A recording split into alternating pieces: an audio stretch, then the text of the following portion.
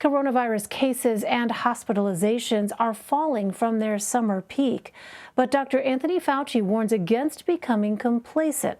He says instead we need to keep pushing vaccinations and, quote, get those cases down. As of Monday afternoon, 56% of the population has been fully vaccinated, and nearly 65% is halfway there. But officials say there are still 70 million eligible Americans who have not gotten any shots. For more, I want to bring in Dr. Anand Swaminathan. He's an emergency medicine physician. Dr. Swaminathan, welcome. So infections and even hospitalizations are starting to come down from the summer peak, but we've seen this before after prior coronavirus waves. Is this the beginning of the end, or is there still a risk of another surge? I think it's very likely that we'll see another surge, and we're already seeing a mini surge happening. It just depends on what region you're looking at. We see overall cases dropping, but Alaska, their health system is near the breaking point. We see rising cases in Montana, Michigan, North Dakota. There are regions of the country that are surging, and that surge can easily spill over. While we see areas like the Northeast where this is relatively under control, it could easily spill over, and we could see rising cases in the Northeast, especially as we move into the winter. We start getting together indoors, and people are going to become complacent, unfortunately, and we need to avoid that. What we should be doing right now is pushing for higher vaccination rates, more education, more outreach to those who aren't vaccinated, helping people. And I think we're going to have to see more mandates placed in order to really encourage people to do the right thing, which is to get vaccinated as soon as possible.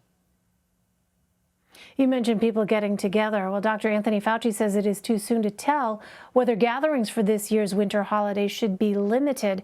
Instead, he says officials should, quote, focus like a laser on getting infections and hospitalizations down.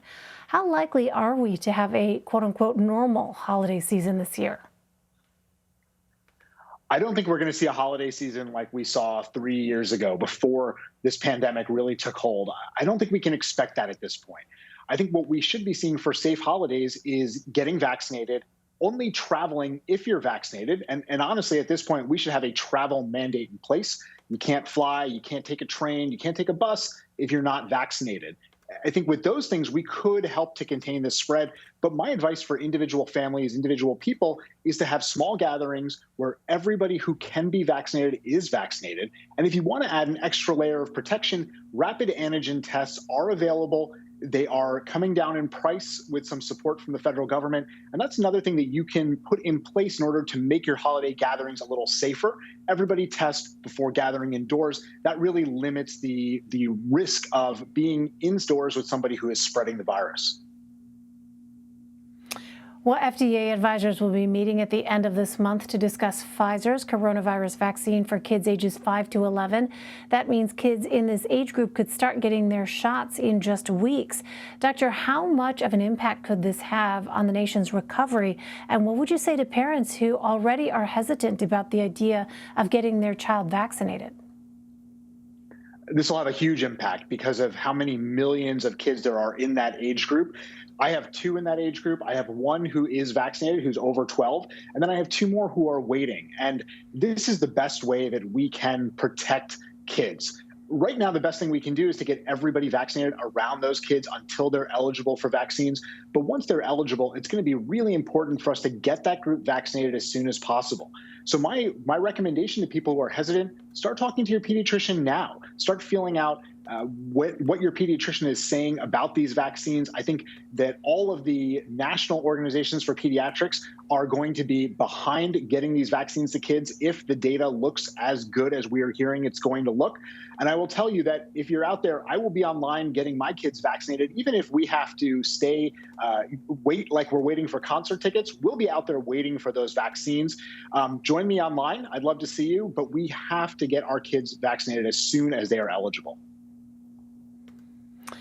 All right, well, according to the Wall Street Journal, a researcher with the U.S. Army is working on a vaccine that would protect against a range of coronaviruses, a so-called pan-coronavirus vaccine. Is a universal vaccine like that possible? Well, I can't really say whether it is or not. This is science that is really early in development. It's very nascent. I think it is a great thing for us to be working towards, to be researching, because we're going to see other pandemics come forward. Now, whether that's a coronavirus or not, this kind of research can give us the tools to fight whatever pandemic comes along. There are other things that we can do as well to better prepare for pandemics before they hit us. Most of that is going to be investment in public health infrastructure. It's going to be investment in public welfare and in education. If we put the billions of dollars in there, we can prevent the billions of dollars lost and, of course, the hundreds of thousands of lives that are lost from another pandemic. So I think a vaccine like this is a great step, but there are other things that we can do that we know how to do. We just simply have to put our weight behind it. Important message. Dr. Anand Swaminathan. Doctor, thanks very much. Thank you.